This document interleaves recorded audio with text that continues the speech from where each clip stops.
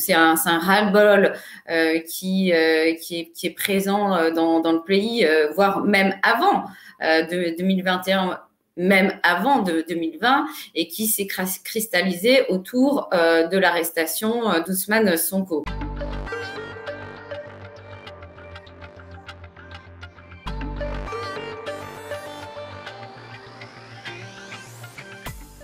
J'invite au calme et à la sérénité. Tous ensemble, taisons nos rancœurs et évitons la logique de l'affrontement qui mène au pire. Antonio Guterres, dès vendredi soir, a fait part de sa préoccupation, et la seule personne, en tout cas du gouvernement, qui a pris la parole, en la personne du ministre de l'Intérieur, eh bien, a condamné ce qui se passait dans les rues de Daguerre, en qualifiant les manifestants d'émeutiers, de bandits, voire de terroristes. Alors, il n'y a pas eu que l'enseigne Auchan qui a été prise d'assaut par les manifestants.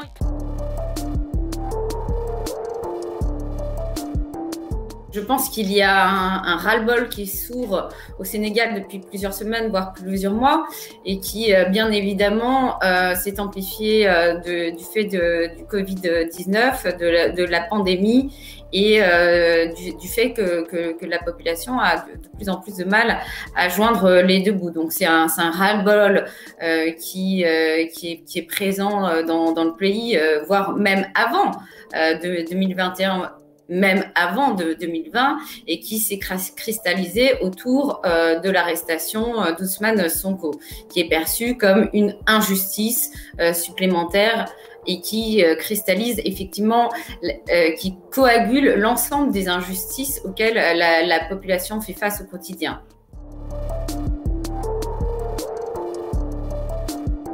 Alors, il n'y a pas eu que l'enseigne Auchan qui a été prise d'assaut par les manifestants. Il y a eu Eiffage, il y a eu des stations Total.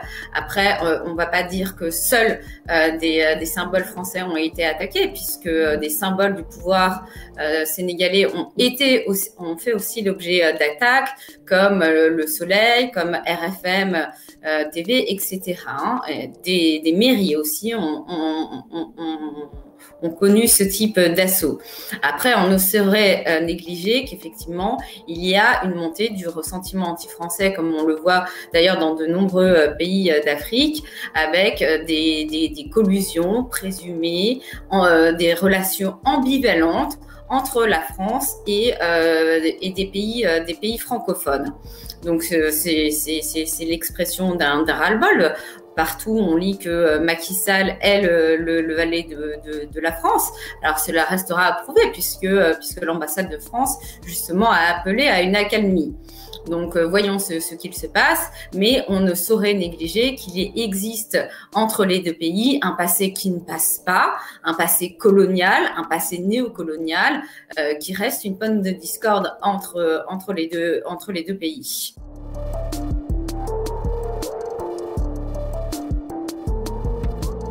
Je pense qu'il y a différents niveaux d'analyse. Ousmane Sonko est présenté dans de nombreux journaux comme étant le principal, voire le premier opposant politique de Macky Sall. Il s'avère qu'il y a eu un effet de glissement, sachant que de nombreux opposants à Macky Sall ont rejoint sa coalition. Donc, par un effet de glissement, il se retrouve comme étant le seul opposant politique à Macky Sall à l'heure actuelle. Vous aurez noté, tout comme moi, que nous sommes loin d'une séquence électorale qui n'aura pas lieu avant 2024. Donc, si vous voulez, entre 2021 et 2024, beaucoup de choses peuvent se passer, et différents mouvements pourraient présenter leurs propres candidats.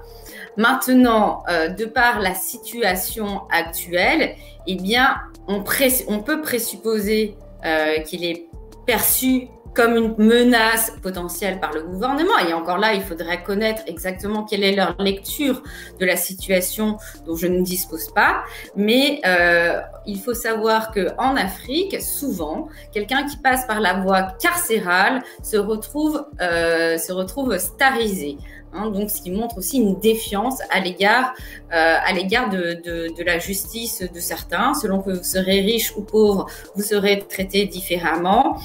Il s'avère que c'est le troisième homme politique qui, sous les mandatures de Macky Sall, est incarcéré. Ça a commencé par Karim Wade, Khalifa Sall. Aujourd'hui, lui, eh bien, il va pouvoir en tout cas capitaliser sur cette image de victime.